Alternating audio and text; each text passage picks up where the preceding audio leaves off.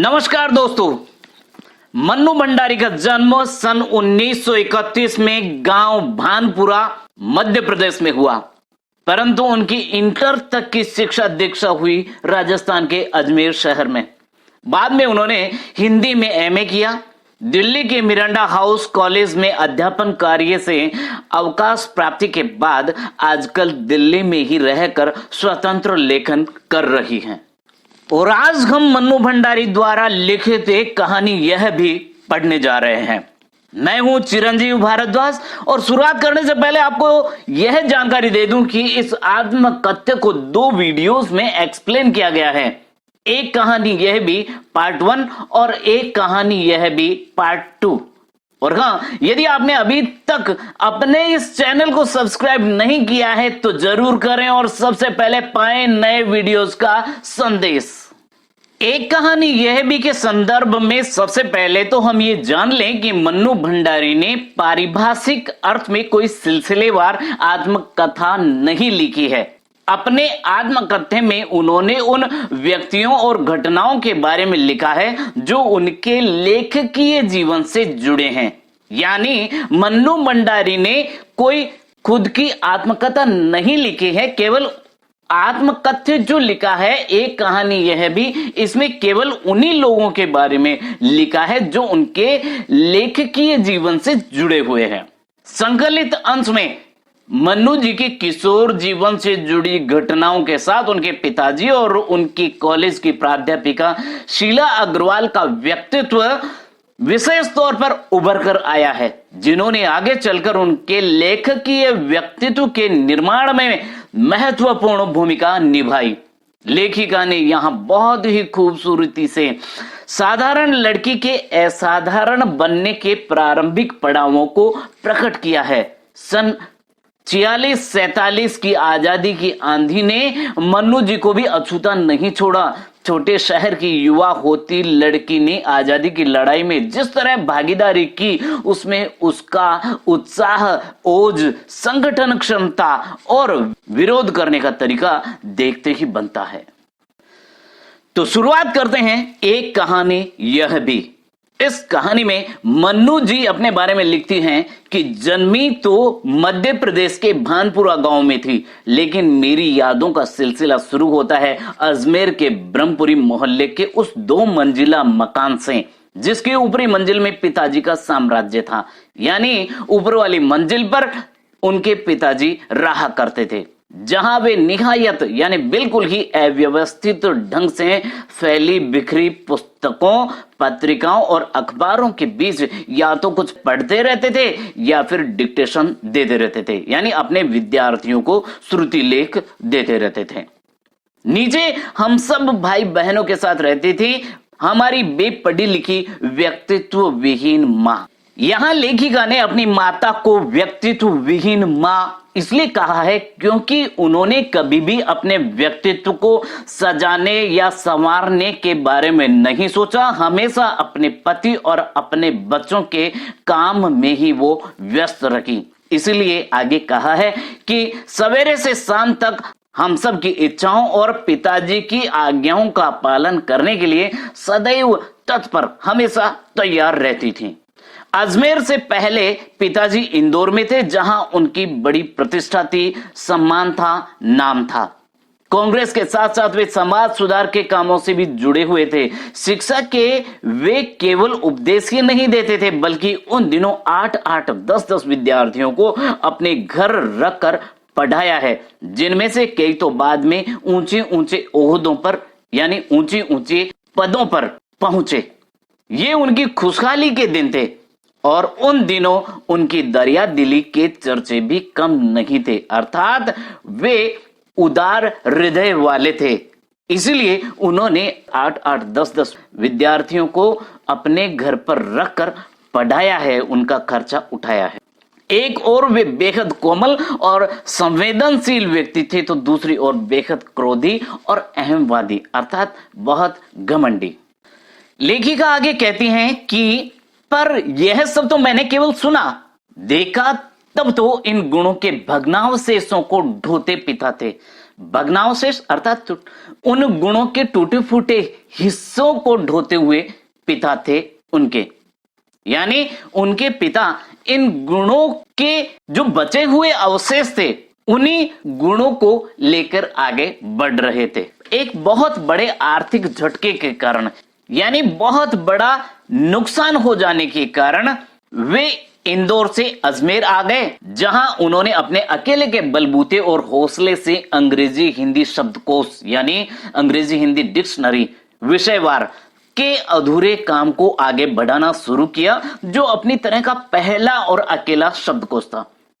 इसने उन्हें यश और प्रतिष्ठा तो दी पर अर्थ नहीं, यानी इससे उनकी इज्जत तो बढ़ी लेकिन उनको पैसा नहीं मिला। और शायद गिरती आर्थिक स्थिति ने ही उनके व्यक्तित्व के सारे सकारात्मक पहलुओं को निचोड़ना शुरू कर दिया।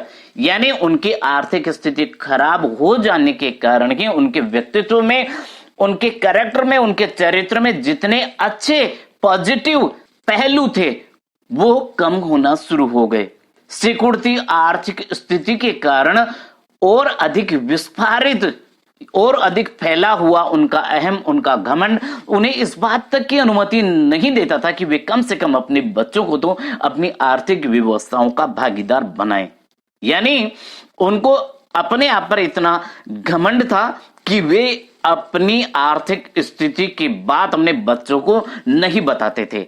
बच्चों को यदि बता देते तो बच्चे भी उनके अनुसार ढल जाते और उन्हीं के अनुसार अपनी आवश्यकताओं को सीमित कर लेते। नवाबी आदतें, अधूरी महत्वाकांक्षाएं, क्योंकि वे पहले समर्थ थे, उनकी आर्थिक स्थिति बहुत अच्छी थी, इसलिए उनकी आदतें नवाबों जैसी थी। इसलिए यहां कहा है कि नवाबी आदतें, लेकिन अब आर्थिक स्थिति बदल चुकी है, आर्थिक स्थिति खराब हो गई है, इसलिए उनकी अधूरी महत्वाकांक्षाएं, हमेशा शीर्ष पर रहने के बाद हाशिए पर सरकते चले जाने की यातना, हमेशा सबसे ऊपर रहे और धीरे धीरे हाशिए पर एक और सरकते चले जाने पर जो तकलीफ थी वो क्रोध बनकर हमेशा मां को कंपाती, थरथराती रहती थी।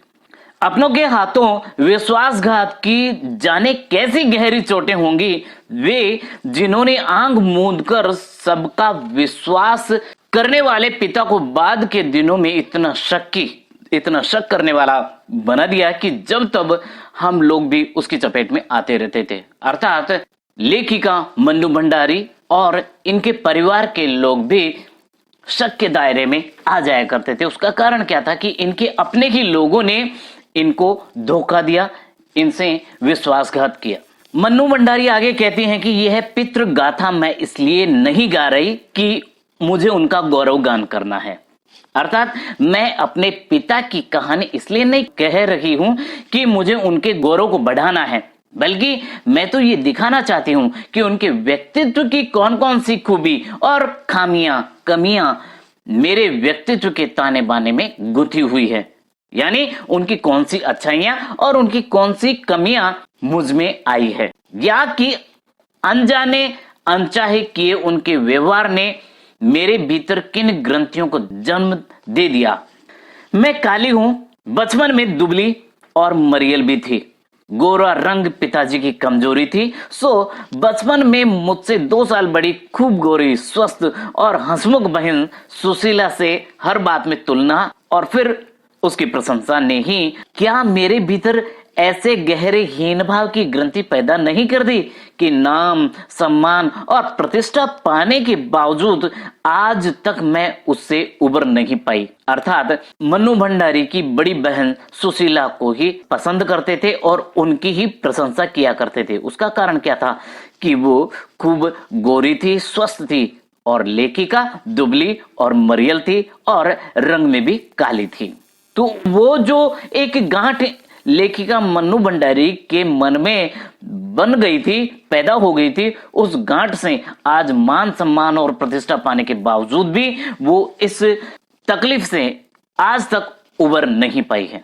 आज भी परिचय करवाते समय जब कोई कुछ विशेषता लगाकर मेरे लेख की उपलब्धियों का जिक्र करने लगता है तो मैं संकोच से सिमट ही नहीं जाती, बल्कि गढ़ने को हो आती हूँ।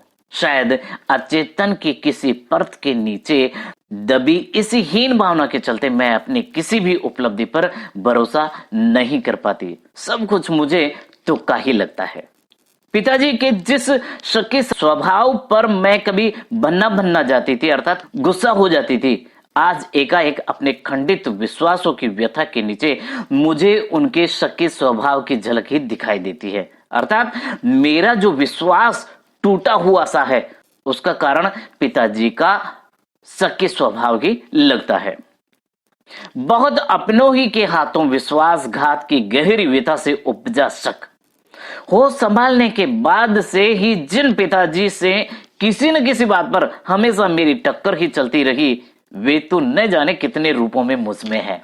कहीं कुंठाओं के रूप में और कहीं प्रतिक्रिया के रूप में, तो कहीं प्रतिछाया अर्थात प्रतिबिंब रिफ्लेक्शन के रूप में। केवल बाहरी भिन्नता के आधार पर अपनी परंपरा और पीढ़ियों को नकारने वालों को क्या सचमुच इस बात का बिल्कुल एहसास नहीं होता कि उनका आसन्न अतीत, आसन्न मतलब बिल्कुल पास में ही बीता हुआ अतीत, भूतकाल किस कदर उनके भीतर जड़ जमाए बैठा रहता है।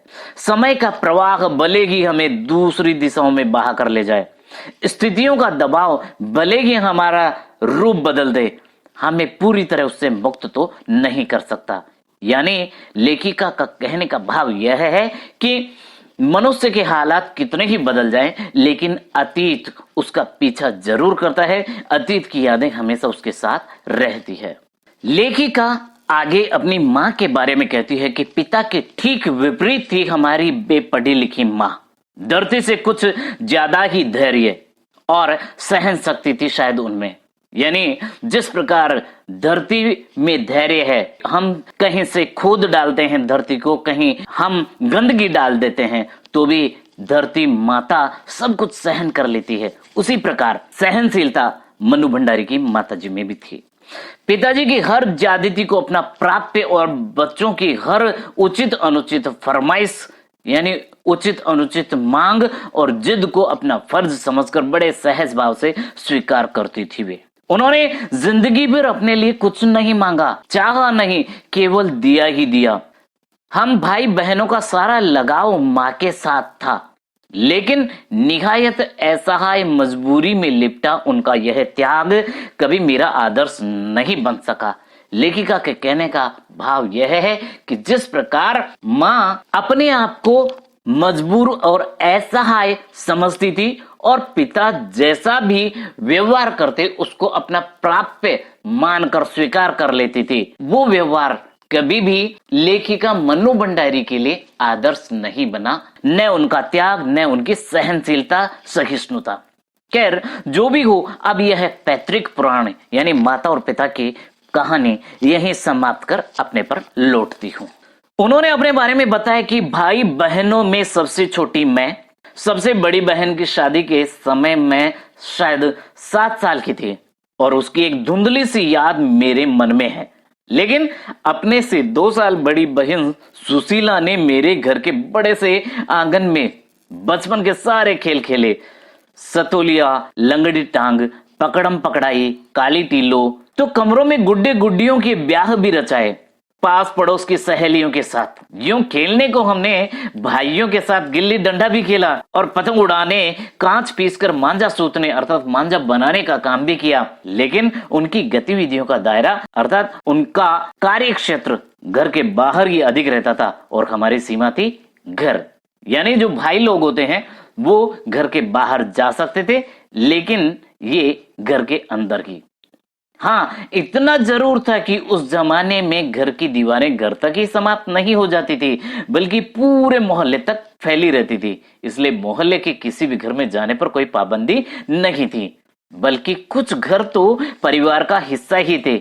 आज तो मुझे बड़े शिद्दत के साथ ये महसूस होता है कि अपनी जिंदगी खुद जीने के इस आधुनिक दबाव ने महानगरों के फ्लैट में रहने वालों को हमारे इस परंपरागत पड़ोस कल्चर से विच्छिन्न करके हमें कितना संकुचित, असहाय और असुरक्षित बना दिया है। जी हाँ, उस समय एक पड़ोसी की मदद करना जानता था, एक पड़ोसी दूसरे पड़ोसी को जानता था। लेकिन आज फ्लैट संस्कृति विकसित हो गई है, तो फ्लैट संस्कृति में हम ये भी नहीं जानते कि बराबर वाले फ्लैट में कौन रह रहा है। तो ऐसी स्थिति में हम कितने असहाय और असुरक्षित हो गए हैं। पहले गांव में किसी के यहां कोई तकलीफ होती थी तो पूरे गांव में खबर फैल जाती थी और पूरे गांव में शोक की लहर दौड़ जाती थी। आगे लेखिका कहती हैं कि मेरी कम से कम 1 दर्जन आरंभिक कहानियों के पात्र इसी मोहल्ले के हैं जहां मैंने अपनी किशोरावस्था गुजार अपनी युवावस्था का आरंभ किया था। 1-2 को छोड़कर उनमें से कोई भी पात्र मेरे परिवार का नहीं है। बस इनको देखते सुनते इनके बीच में ही मैं बड़ी हुई थी, लेकिन इनकी छाप मेरे मन पर कितनी गहरी थी इस बात का एहसास तो मुझे कहानियां लिखते समय हुआ। इतने वर्षों के अंतराल ने भी उनकी भाव भंगिमा अर्थात चेहरे के हाव भाव, भाषा किसी को भी धुंधला नहीं किया था और बिना किसी विशेष प्रयास के बड़े सहज भाव से भी उतरते चले गए थे। मन्नू भंडारी का कहना है कि उनकी कहानियों के ज्यादातर पात्र, ज्यादातर कैरेक्टर उन्हीं के मोहल्ले के थे, अर्थात लेखिका ने वहां जो देखा वो ही अपने कहानियों में, उपन्यासों में लिखा। वे कहती हैं कि उसी समय के दास साहब अपने व्यक्तित्व की अभिव्यक्ति के लिए अनुकूल परिस्थितियां पाते ही महाभोज में इतने वर्षों बाद कैसे एकाएक जीवित हो उठे, ये मेरे लिए भी आश्चर्य का विषय था, एक सुखद आश्चर्य। महाभोज मन्नू भंडारी का एक चर्चित उपन्यास है, बहुत प्रसिद्ध उपन्यास है। दास साहब उस उपन्यास के प्रमुख पात्र हैं जो कि उनके मोहल्ले में ही रहा करते थे। आगे कहती हैं कि उस समय तक हमारे परिवार में लड़की के विवाह के लिए अनिवार्य योग्यता थी उम्र में 16 वर्ष और शिक्षा में मैट्रिक। सन 44 में सुशीला ने ये योग्यता प्राप्त की और शादी करके कोलकाता चली गई। सुशीला इनकी बड़ी बहन थी। दोनों बड़े भाई भी आगे पढ़ाई के लिए बाहर चले गए। इन लोगों की छत्र छाया के हटते ही पहली बार मुझे नए सिरे से अपने वजूद का, अपने अस्तित्व का एहसास हुआ। पिताजी का ध्यान भी पहली बार मुझ पर केंद्रित हुआ। जी हाँ, जब बड़ी बहन सुशीला की शादी होकर के वह अपने ससुराल चली गई, कोलकाता चली गई, दोनों बड़े भाई भी पढ़ाई के लिए बाहर चले गए, तब इनको अपने वजूद का एहसास हुआ क्योंकि पिताजी का ध्यान भी पहली बार इनकी तरफ गया। लड़कियों को जिस उम्र में स्कूली शिक्षा के साथ साथ सुगढ़ गृहिणी अर्थात एक अच्छी हाउसवाइफ और कुशल पाक शास्त्री अर्थात अच्छी कुक बनाने के नुस्खे जुटाए जाते थे, पिताजी का आग्रह रहता था कि मैं रसोई से दूर ही रहूं। रसोई को वे भटियार खाना कहते थे अर्थात जहां भट्टी चलती रहती है। उनके हिसाब से वहां रहना अपनी क्षमता और प्रतिभा को भट्टी में झोंकना था।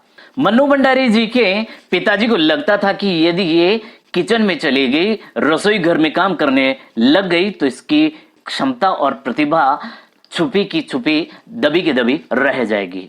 घर में आए दिन विभिन्न राजनीतिक पार्टियों के जमावड़े होते रहते थे और जमकर बहसें होती थी क्योंकि उन दिनों स्वतंत्रता संग्राम चल रहा था। बहस करना पिताजी का प्रिय सगल था, प्रिय हॉबी थी। चाय पानी नाश्ता देने जाती तो पिताजी मुझे भी वहीं बैठने को कहते। वे चाहते थे कि मैं भी वहीं बैठूं, सुनूं और जानूं कि देश में चारों ओर क्या कुछ हो रहा है। देश में हो भी तो कितना कुछ रहा था। सन 42 के आंदोलन के बाद तो सारा देश जैसे खोल रहा था, उबल रहा था, लेकिन विभिन्न राजनीतिक पार्टियों की नीतियां, उनके आपसी विरोध और मतभेदों की तो मुझे दूर दूर तक कोई समझ नहीं थी। हाँ, क्रांतिकारियों और देशभक्त शहीदों के रोमानी आकर्षण अर्थात अट्रैक्शन, उनकी कुर्बानियों से जरूर मन आक्रांत रहता था, मन कष्टग्रस्त रहता था। 10वीं कक्षा तक आलम यह था कि बिना किसी खास समझ के घर में होने वाली बहसें सुनती थी और बिना चुनाव किए, बिना लेखक की अहमियत से परिचित हुए किताबें पढ़ती थी। लेकिन सन 45 में जैसे ही 10वीं करके मैं फर्स्ट ईयर में आई, हिंदी की प्राध्यापिका शीला अग्रवाल से मेरा परिचय हुआ। सावित्री गर्ल्स हाई स्कूल जहां मैंने कहरा अर्थात वर्णमाला सीखी, 1 साल पहले ही कॉलेज बना था और वे इसी साल नियुक्त हुई थी। उन्होंने बाकायदा साहित्य की दुनिया में प्रवेश करवाया। कैसे? वो आगे बताती हैं कि मात्र पढ़ने को चुनाव करके पढ़ने में बदला, अर्थात चुन करके पढ़ना है। खुद चुन चुन कर किताबें दी, पढ़ी हुई किताबों पर बहसें की, तो 2 साल बीते न बीते साहित्य की दुनिया शरत प्रेमचंद्र से बढ़कर जैनेन्द्र, अज्ञेय, यशपाल, भगवती चरण वर्मा तक फैल गई। ये सब हिंदी की प्रसिद्ध लेखक हैं और फिर तो फैलती ही चली गई। उस समय जैनेन्द्र जी की छोटे छोटे सरल सहज वाक्यों वाली शैली ने मुझे बहुत आकृष्ट किया, बहुत आकर्षित किया था। सुनीता उपन्यास बहुत अच्छा लगा था। अज्ञेय जी का उपन्यास शेखर एक जीवनी पढ़ा जरूर, पर उस समय वह मेरी समझ के सीमित दायरे में समा नहीं पाया था। कुछ सालों बाद नदी के द्वीप पढ़ा तो उसने मन को इस कदर बांधा कि उसी झोंक में शेखर को फिर से पड़ गई, इस बार कुछ समझ के साथ। यह शायद मूल्यों के मंथन का युग था, अर्थात नैतिक मूल्यों को समझने का युग था। पाप पुण्य, नैतिक अनैतिक, सही गलत की बनी बनाई धारणाओं के आगे प्रश्न चिन्ह ही नहीं लग रहे थे। उन्हें ध्वस्त भी किया जा रहा था, उन्हें नष्ट भी किया जा रहा था। इसी संदर्भ में जैनेन्द्र का त्याग पत्र, भगवती बाबू का चित्रलेखा पढ़ा और शीला अग्रवाल के साथ लंबी लंबी बहसें करते हुए उस उम्र में जितना समझ सकती थी समझा। कहानी के इस भाग में इतना ही। क्या मन्नू भंडारी ने आजादी के आंदोलन में अपना योगदान दिया? उनकी किस गलती पर उनकी कॉलेज के प्रिंसिपल ने उनके पिताजी को बुलाकर कहा कि इसे घर बिठा लीजिए? ये जानने के लिए देखिए एक कहानी यह भी पार्ट 2। इसका लिंक नीचे डिस्क्रिप्शन में दिया गया है। एक कहानी यह भी पार्ट 2 के अंत में एग्जाम में आने वाले इंपॉर्टेंट क्वेश्चंस को देखना मत भूलिएगा। उम्मीद है ये वीडियो आपको जरूर पसंद आया होगा।